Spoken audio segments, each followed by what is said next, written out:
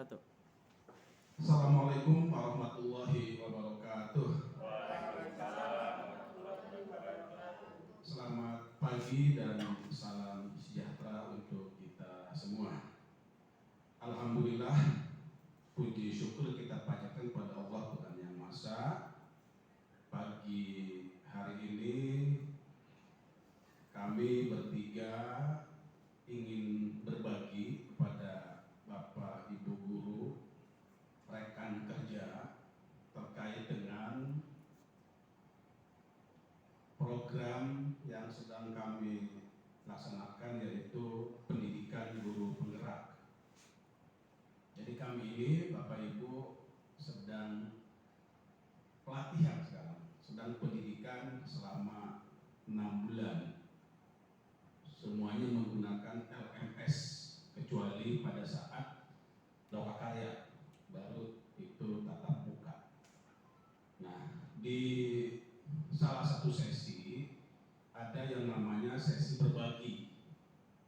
Nah, sesi berbagi ini kami berbagi ilmu, bukan berbagi kue Pak Indri ya. Insya Allah nanti kuenya ada lah gitu kan. Kita ke kemana-mana kan ya, pasti diminum terus gitu. Ya Pak, ya Pak. Nah, sesi berbagi ini ada 6 tema yang kami akan bagikan, dan ke-6 ini dibagi 3, masing-masing 2. Yang pertama ini yang saya tayangkan, disiplin positif dan nilai-nilai kebajikan universal. Dan yang keduanya teori, motivasi, hukuman, penghargaan, dan restitusi. Itu yang bagian saya. Nah, yang kedua nanti keyakinan kelas dan kebutuhan dasar manusia serta dunia berkualitas. Nanti Bu Mei akan menyampaikan.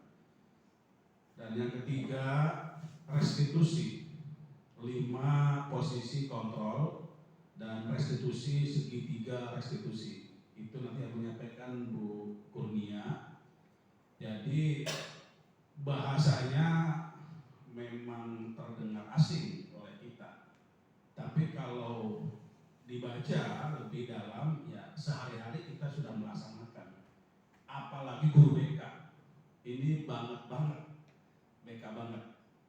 Jadi walaupun bahasanya ada istilah restitusi segala macam, toh pada realitanya kita sudah melaksanakan dalam kehidupan sehari-hari.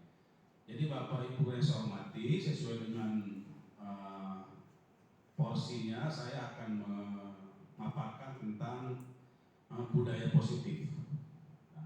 Namun untuk itu sebelum saya masuk, marilah kita sama-sama buka bagian beragama Islam dengan lafaz bismillah. Bagi yang agama lain silakan sesuai dengan keyakinannya masing-masing. Bismillahirrahmanirrahim. Terima kasih Bapak Ibu. Ini sesi yang saya akan bagikan Bapak Ibu selaras dengan visi sekolah kita, nilai-nilai kebijakan dan elemen institusi atau organisasi. Nah, yang 6 ini sudah tidak asing lagi di kita. Apalagi visi sekolah kita adalah sekolah unggul selaras dengan profil pelajar Pancasila. Nah, jadi apa yang kami sampaikan ini relevan banget dengan visi sekolah kita. Nah, ada 6, lebih jelasnya di sini. Ada 6 dimensi terkait dengan budaya positif, yang salah satu nilai dimensinya adalah profil pelajar Pancasila. Nah, pemaparan saya ini kalau dikasih judul itu sangat tepat sekali, budaya positif selaras dengan profil pelajar Pancasila. banyak terkait dengan motivasi, kemudian terkait dengan restitusi yang akan diperdalam oleh Bu Kurnia di terakhir nanti. Nah, dalam profil pelajar Pancasila yang kita ketahui ada 6 dimensi, dan ini dimensi pertama, beriman, bertakwa kepada Tuhan Yang Maha Esa dan berakhlak mulia. Jadi Bapak Ibu yang saya hormati, kalau setiap pagi kita mendengar yang Muslim membaca ayat suci Al-Quran dan Asmaul Husna, yang non Muslim ibadah pagi, itu bagian dari ini, bagian dari beriman, bertakwa pada Tuhan Yang Maha Esa. Jadi selaras sekali kita breakdown dalam program kerja sekolah yang ketika pagi-pagi Bapak Ibu mendengarkan ayat suci Al-Quran dan Asmaul Husna, yang non Muslim ibadah pagi. Elemen selain itu adalah juga berakhlak. Akhlak kepada siapa di sini? Akhlak beragama, akhlak pribadi, akhlak kepada manusia, akhlak kepada alam, dan akhlak kepada negara atau akhlak bernegara. Jadi ini murni sudah dicanangkan oleh Kemdikbud yang pertama, dan yang kedua dimensinya adalah berkebinekaan global. Elemennya mengenal dan menghargai budaya. Di kita sudah dilaksanakan upaya itu. Misalnya kemarin pada saat HUT sekolah Bu Mei, Bu Kurnia, itu kita ada fashion week atau fashion show budaya Nusantara. Ini bagian dari dimensi kebinekaan global. Karena selain budaya Nusantara, juga budaya internasional. Ada 9 negara sesuai dengan undiannya, mereka menampilkan kreasinya, dan itu bagian dari mengenal dan menghargai budaya. Kemudian kemampuan komunikasi intelektual dalam berinteraksi dengan sesama, dan yang ketiga refleksi dan tanggung jawab terhadap pengalaman kebinekaan. Ya, sekolah negeri khususnya kita itu sangat bineka sekali dari segi apapun juga. Agama misalnya di kita sudah sangat toleran banget, tinggi banget toleransinya di kita, sehingga anak-anak sudah terbiasa dengan pandangan berbeda agama, pandangan keyakinannya masing-masing. Dan yang ketiga dimensinya adalah bergotong royong. Elemennya apa saja? Ada kolaborasi, kepedulian, berbagi. Nah, ini kegiatan yang kita lakukan selama ini sudah mengarah ke sini. Kolaborasi. Jadi bagaimana antara satu dengan lainnya saling berkolaborasi dalam melaksanakan program kerja. Kemudian kepedulian juga, kita ada program OSIS misalnya, bakti sosial, dan itu bagian dari kepedulian dan berbagi. Dimensi keempat, Bapak Ibu, yaitu mandiri. Mandiri ini elemennya kesadaran akan diri dan situasi yang dihadapi, serta regulasi diri.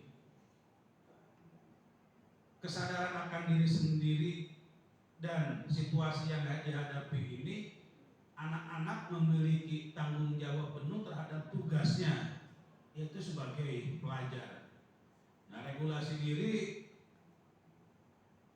berharap anak-anak sudah bisa memanage diri sendiri, mulai dari bangun tidur sampai tidur lagi. Atau kata Mbak Surip begitu, bangun tidur, tidur lagi, bangun lagi. Nah, Dimensi yang kelima, bernalar kritis. Elemennya adalah memperoleh dan memproses informasi dan gagasan, menganalisis, mengevaluasi penalaran, merefleksi pemikiran dan proses berpikir, dan mengambil keputusan. Ini dimensinya. Kita kasih tahu jamnya ya. Ada jamnya enggak? Di situ ada timer kan tadi ya. Nah, yang terakhir, yang keenam, kreatif. Menghasilkan gagasan yang orisinil, kemudian menghasilkan karya dan tindakan yang orisinil. Nah, apa yang saya sampaikan ke 6 dimensi ini, kita sudah terlaksana dalam kegiatan kita. Dalam acara HUT sekolah saja misalnya, itu semua dimensi termasuk, saya pikir. Apalagi dimensi kreatif.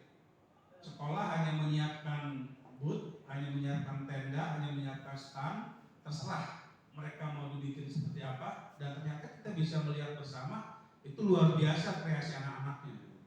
Jadi ini dalam rangka mewujudkan visi sekolah tadi, yaitu unggul selaras dengan profil pelajar Pancasila. Nah, kita lihat selain yang ke-6 itu yang merupakan nilai-nilai kebajikan yang harus ada dalam suatu organisasi, berarti harus ada dalam sekolah kita. Maka ada versi lain. Ini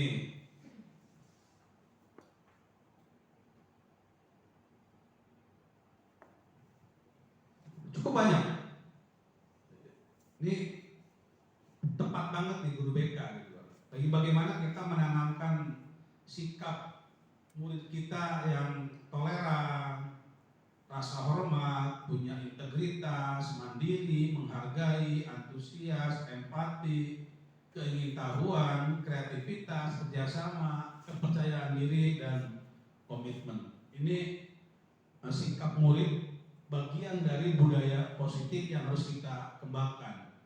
Jadi harapan kami bertiga, Bapak Ibu yang kami undang ini bisa menularkan energi positif seperti ini kepada guru lain, sehingga pada akhirnya berimbas kepada murid atau kepada peserta didik. Ada juga versi lain terkait dengan nilai positif atau budaya positif. Cinta Tuhan dan segenap ciptaannya tetap ada di atas terkait dengan religiusnya.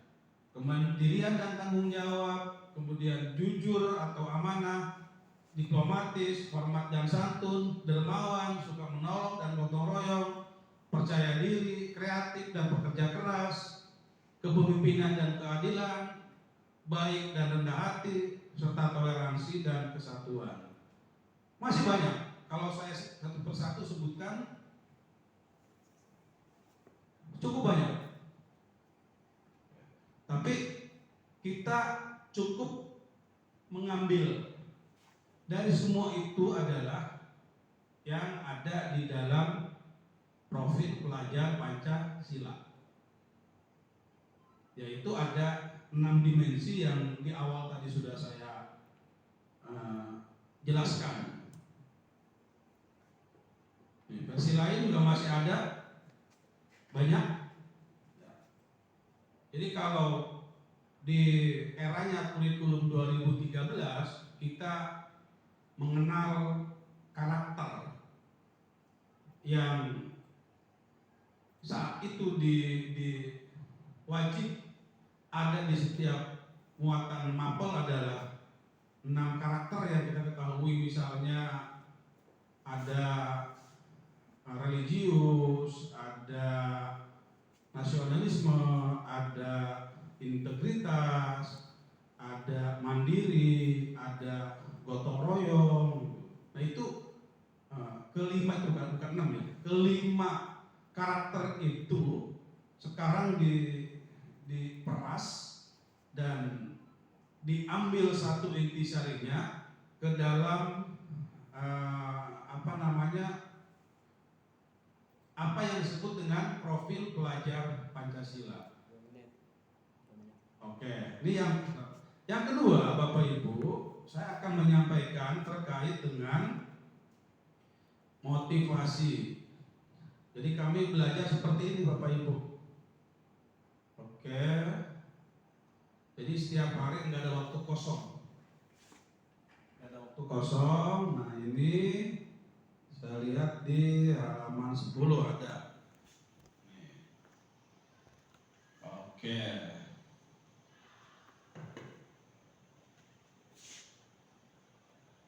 Nah ini.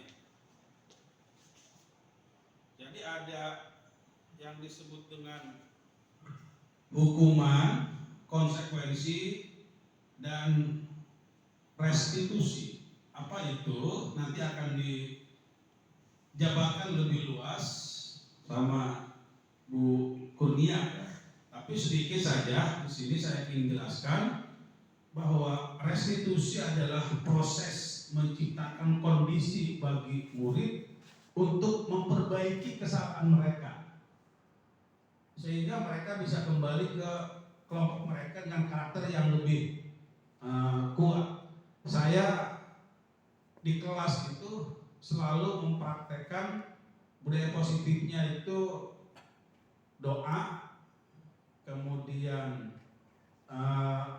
jam keberapapun bisa tanya anak-anak yang saya ngajar kelas 11 semua, itu selalu diawali dengan bersiap, berdoa.